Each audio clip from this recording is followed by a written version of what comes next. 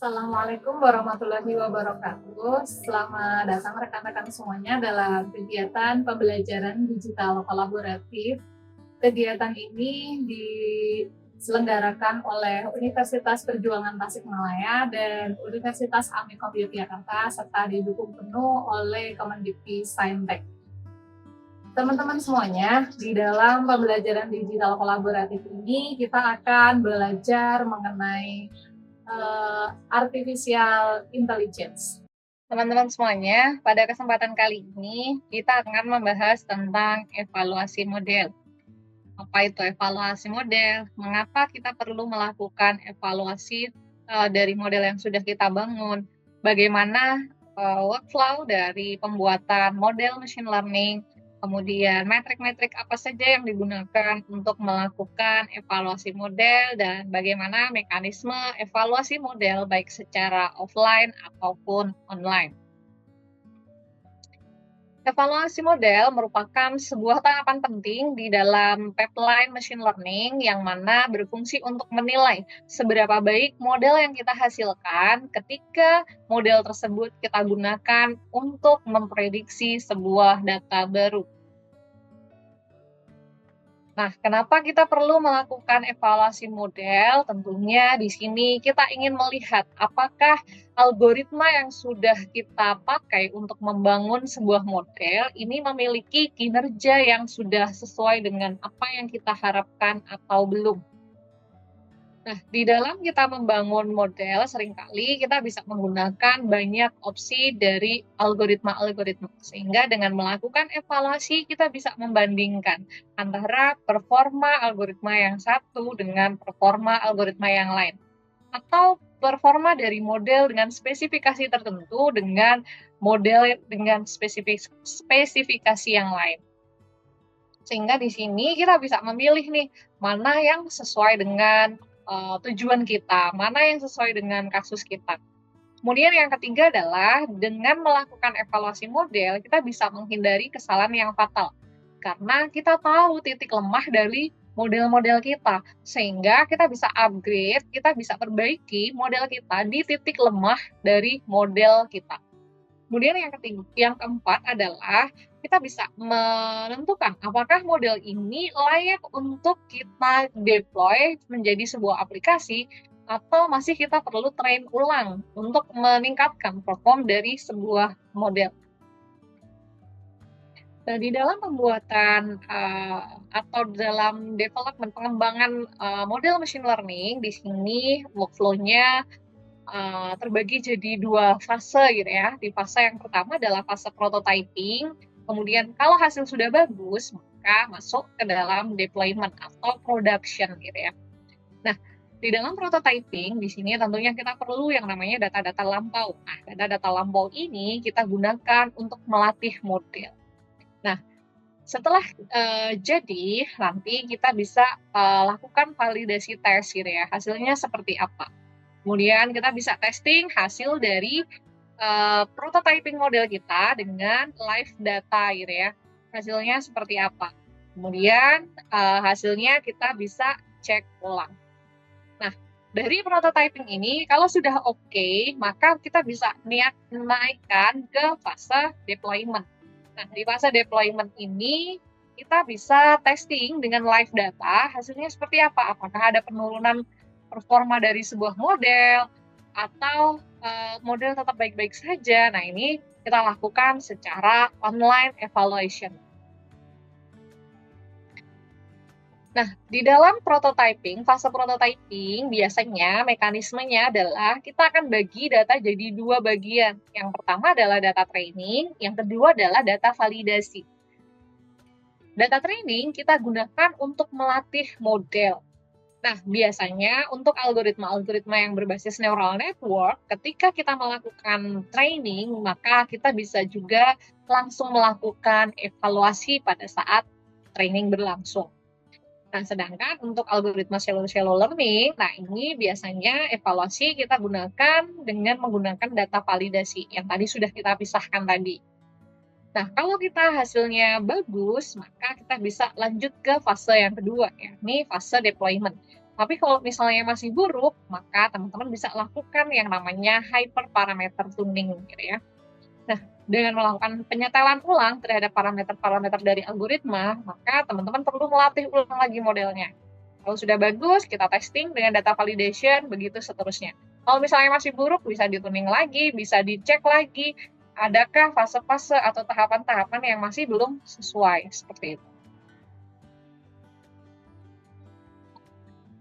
Nah, kalau sudah bagus, maka di fase pengujian ini teman-teman bisa menggunakan metrik gitu ya untuk menilai performa dari sebuah model. Nah, metrik-metrik yang digunakan untuk menilai atau parameter apa yang digunakan untuk menilai apakah model A ini bagus, model B ini bagus atau tidak, maka di sini sangat bergantung kepada tujuan teman-teman melakukan modeling. Kalau tujuannya adalah untuk klasifikasi, maka alat ukurnya teman-teman bisa pakai nih yang namanya akurasi, precision, recall, F1 score, kurva ROC, AUC, atau yang lain sebagainya. Beda lagi kalau misalnya teman-teman melakukan regresi atau melakukan prediction dengan output data continue. Maka di sini kita nggak bisa nih pakai precision, pakai recall. Teman-teman bisanya pakai apa? Kayak mean square error, root mean square error, atau mean absolute error, atau R square. Nah, ini adalah metrik-metrik yang digunakan untuk algoritma berbasis regresi. Nah, beda lagi kalau teman-teman misalnya mau melakukan modeling untuk object detection. Maka di sini teman-teman bisa pakai ini IOU, pakai average precision, pakai MAP, pakai frame per second, atau yang lain sebagainya.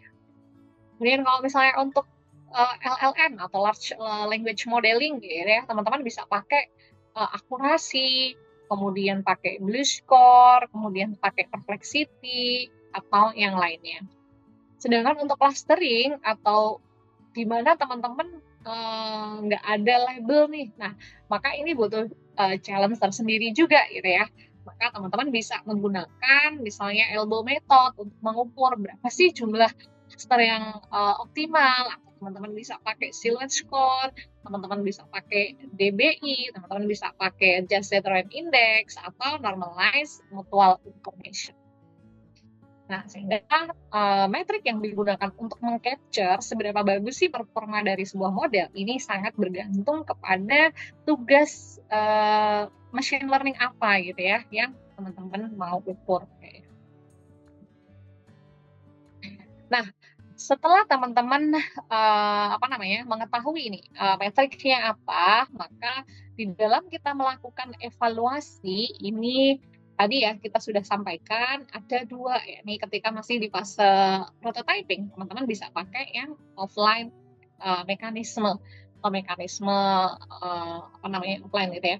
Nah di sini pendekatannya antara lain teman-teman bisa pakai whole code validation. Ini teknik yang cukup sederhana, teman-teman tinggal bagi ini tadi ya, sekian persen data testing, sekian persen data training, atau sekian persen data validasi, sekian persen data training. Data training tadi untuk bangun model, kemudian data testing untuk memvalidasi hasilnya seperti apa. Nah, di sini teman-teman bisa pakai dengan test size yang berbeda-beda gitu ya. Misalnya mulai dari 30%, kemudian 20%, 5% kayak gitu.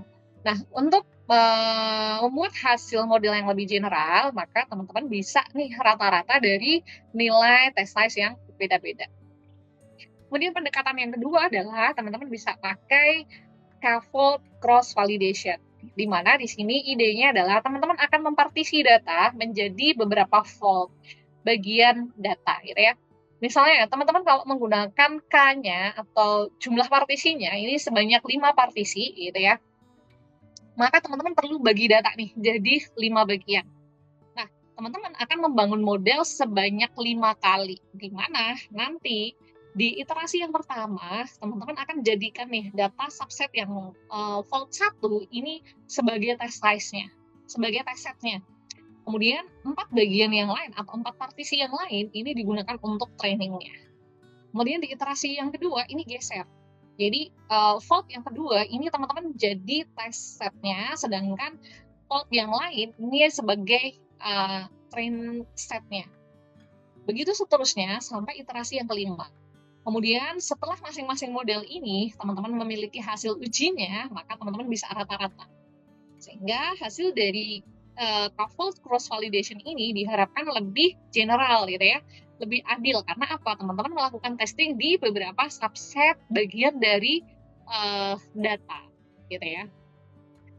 Kemudian yang ketiga, pendekatan yang lain, teman-teman bisa menggunakan teknik bootstrap resampling, di mana di sini kita akan melakukan sintesa dataset gitu ya. Kalau tadi sintesanya, kalau tadi untuk membuat sekian dataset tadi cuma mempartisi data gitu ya. Nah, kalau ini di pendekatan bootstrap resampling ini, teman-teman perlu mempertahankan beberapa bagian dari data original, kemudian sisanya nanti di resampling atau di sintesa dari sampel-sampel dari data original gitu ya, dari variasi data original gitu ya. Kemudian teman-teman bisa buat beberapa bootstrap sampel gitu ya, sekian banyak bagian gitu. Nah, dari hasil yang ada nanti teman-teman build model sejumlah bootstrap sampel tersebut yang sudah teman-teman generate kayak gitu. Nah, setelah itu dievaluasi dan nanti hasilnya teman-teman bisa buat dalam format histogram, diamati hasilnya, rata-ratanya seperti apa, mediannya seperti apa. Nah, itu untuk tujuannya sama kayak tadi ya, untuk melakukan generalisasi terhadap model yang sudah kita bangun. Nah, kalau misalnya sudah bagus, maka lanjut ke fase berikutnya yakni di deploy. Nah, ketika sudah di fase deployment, maka teman-teman tentunya perlu menganalisis bagaimana sih performa model ketika ada data live gitu ya, atau data yang baru yang benar-benar sudah masuk ke aplikasi gitu ya.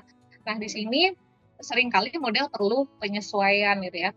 Ada beberapa teknik pendekatan di dalam online evaluation ini, salah satunya adalah yang cukup terkenal ini adalah A/B testing gitu ya.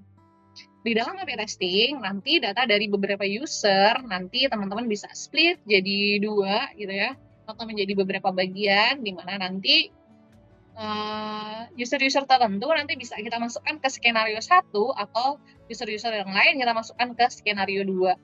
Nah, skenario 1 atau skenario 2 ini, misalnya skenario 1 ini kita gunakan untuk baseline model gitu ya. Kemudian skenario yang kedua kita bisa gunakan untuk model yang benar-benar kita mau testing. Kemudian nanti kita bisa bandingkan performanya seperti apa gitu. Untuk menilai performa apakah benar-benar sudah oke atau belum model yang kita bangun. Nah, mungkin itu saja teman-teman semuanya intro dari materi kita tentang metric evaluation. Kemudian bagaimana sih detail dari metrik-metrik evaluasi tadi kita gunakan untuk meng-capture performa model, nanti kita akan pelajari di kelas gitu ya. Sampai ketemu di materi berikutnya, kurang dan lebihnya mohon maaf. Wassalamualaikum warahmatullahi wabarakatuh.